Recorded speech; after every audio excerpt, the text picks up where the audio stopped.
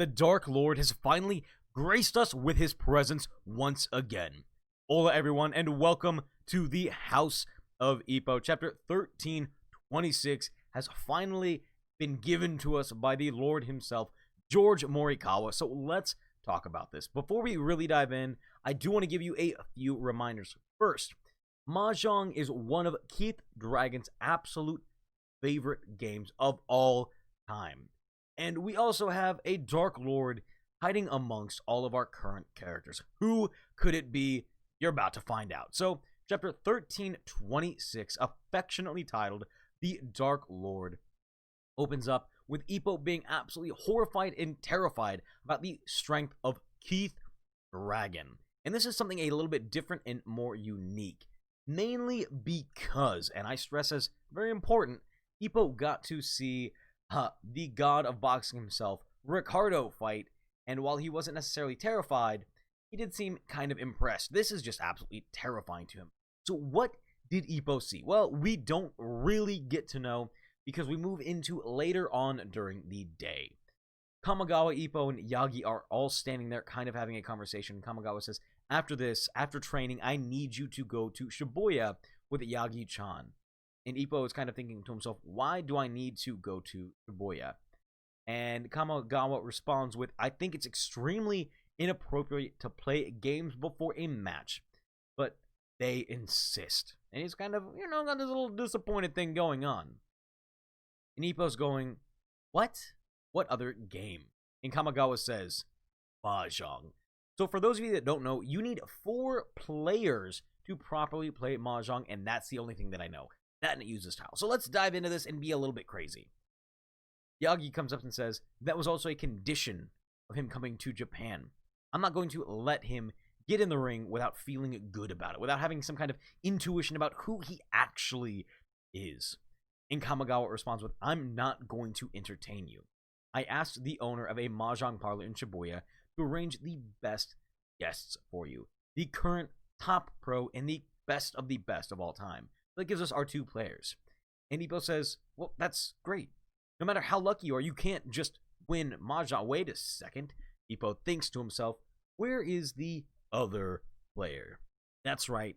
The dark god of games himself is finally back in the folds of the manga. And it is not Aoki like we all theorized. Kamigawa goes into a story. There is a man who once claimed to be undefeated for 20 years in Kanto. He was so strong that the Mahjong parlors in Tokyo banned him. The underground still revere him and honor him as their king, their god. I will let that man go. Yagi goes, for the first time in a long time. My blood is boiling. He comes out in a suit, puts on his sunglasses with his hair slicked back. In that world, they don't call him Yagi-san. They call him Ami-san. Yagi says, well, let's go. I'm going to be honest. This threw me off. I did not expect him to actually change his name for this. George Morikawa loves a lot of things. He loves manga, very obviously. He loves boxing because he owns a ring, and he competes in a lot of Mahjong tournaments, and he does love fishing. So it turns out that if we get a little bit of a backstory with Yagi being a, I don't know, mangaka of some kind, I think that Yagi is actually going to be our person that George Morikawa puts himself in the story as. A little bit of fun, but I'm surprised it wasn't Aoki because that would have been a little bit cooler to see, but Yagi is also enjoyable. So they're preparing Ippo to go because he's going to be the bodyguard for Mr. Yami-san in case somebody suspects him of cheating. And so they are now at a brand new Mahjong parlor called Otagon, O-T-A-G-G-O-N. Figure it out yourself because I cannot pronounce things. The owner says, they're already waiting for you over there. Your former students are waiting for you. The current king, Pro Murakami. The current strongest player, Pro Hai. So I don't know what the difference between the current strongest player and the current king are. Perhaps just one person has beat the other person and they just keep going back and forth. Maybe the translation is going to be a little bit different when we unofficially get it, but here we are. Murakami says, it's been a while. I never thought I'd see the day when I could play with Yami again. And Tai says, "You're a lot different than when we were back playing when we were younger." Yagi says, "I'm sure you've heard what's going on, but let's go easy on me today. I want you to hit somebody else with all of your power. The Demon King of the Skyscrapers, Keith Dragon." As Keith walks in, he goes, "Oh, this is a nice shop." And the owner looks like he's going to be the translator. Keith kind of surveys the room and says, "Looks like there's 4 players. So let's get started right away." Tai, thinking to himself, says, "I see. He's intimidating. But I have teammates who are big in stature. I'm used to it." So we're going to see that Keith is kind of this physically imposing figure. And Murakami responds with, "Don't think that boxing and mahjong are the same. I will show you the difference in levels between Japan and the United States. Finally, something that we can destroy you in, because Japanese have had a historically bad time boxing with Americans, mainly because of the body weight differences. But there are some really good Japanese boxers out there, so that's a different story. But the game begins. Keith sits there thinking to himself.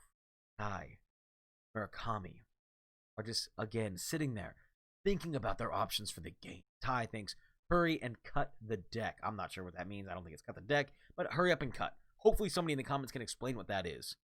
Murakami, I can't start. But Keith gets this wry smile on his face and he says, "Sorry. I'm sorry. I went for it." And he flips over all of his mahjong tiles in what I assume is a really powerful move. Like, he just played out Exodia from my understanding, and there's not much that you can stop him. But Yagi is sitting there thinking. Tai and Murakami are blown away, thinking to themselves, what the hell is going on? And it's the Heaven's Cannon. What is going to happen to Yami? Hagi-sa. This was a full 18 pages, which is awesome, because when George gives us these full pages, you know that you're in for the ride of your dang life. Now, we are going to be getting a chapter next week, 1327, and I'm a little bit excited. I'm not quite sure how long George is going to keep the Mahjong storyline on for. Could be 2 to 3 chapters to kind of give us a little bit of a break, but also really let us see what kind of a person Keith Dragon is under pressure, and let Ippo really break down who he is and take this information back to Takamura. This is going to be a great experience, showing that you can learn a lot about a person, not just in the ring, but by observing them in their surroundings and how they react. And this could potentially help Ippo grow quite a bit. Or maybe Ippo's just going to turn out to be good at Mahjong. I highly doubt that. I'm kind of hoping that Keith just almost blows Yagi out of the water on some technicality, like we got to see with the fishing that happened. Because that's just enjoyable for me when I get to see Yagi kind of fail just a little bit. But this is going to really lead into the match and really give us kind of an idea of what's going to happen. I'm thinking, and so are a lot of people online, we're all thinking that they're going to kind of build Keith up to be this absolute big monster, and Takamura is going to make easy work of him, because you can't just win on luck.